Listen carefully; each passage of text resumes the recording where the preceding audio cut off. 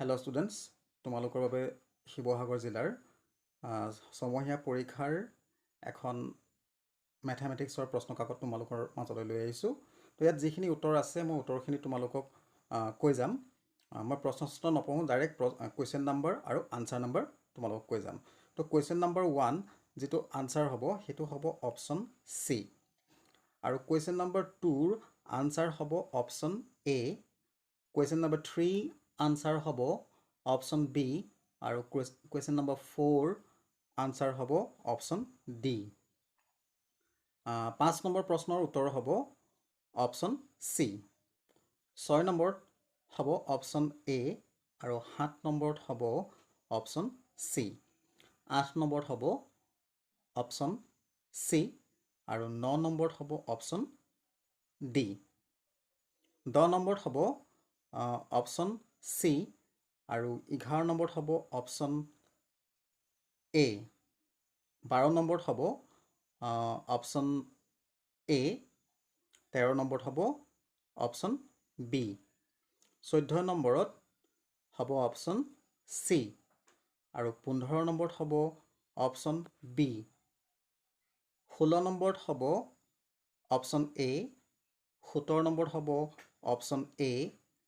18 নম্বৰত হ'ব option B, আৰু 19 নম্বৰত হ'ব অপশ্যন চি। তাৰপিছত আছে 20 নম্বৰ। 20 নম্বৰত হ'ব অপশ্যন এ। 21 নম্বৰত হ'ব চি, আৰু 22 নম্বৰত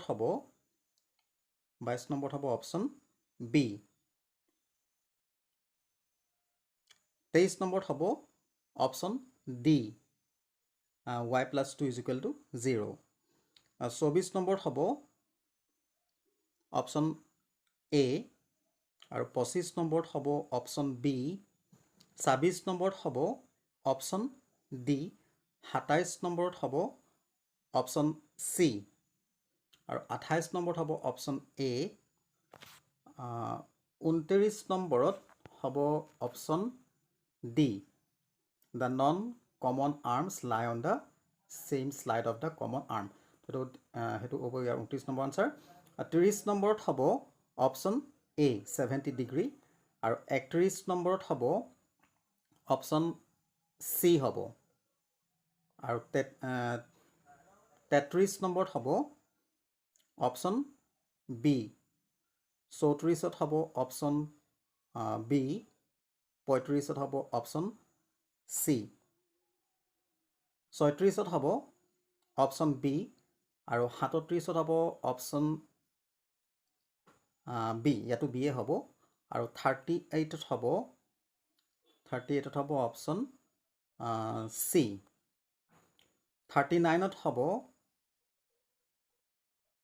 অপশ্যন ডি, আৰু 40ত হ'ব অপশ্যন বি, আৰু 41ত হ'ব অপশ্যন চি। 42 নম্বৰত হ'ব অপশ্যন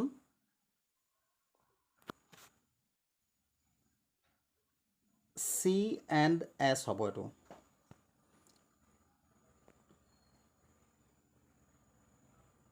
আৰু এইটো চি এন নহয়, এইটো কিউ এণ্ড অপশ্যন বি হ'ব।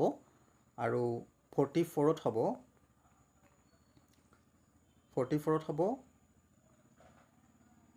অপশ্যন এ, অৰ্থাৎ ইয়াত অপশ্যন নাই। ইয়াত 44ত হ'ব তোমালোকৰ এ হ'ব। 44ত তোমালোকে এ লিখিব লাগিব, এজাৰচন হ'ব। আৰু 45ত হ'ব ডি হ'ব। 45ত ডি। 43ত তোমালোকে লিখিব লাগিব ডি, যিটো 43 কুৱেশ্যন নম্বৰ হয়। 43ত তোমালোকে লিখিব লাগিব ডি, আৰু 45ত হ'ব ডি। 44ত এ হ'ব।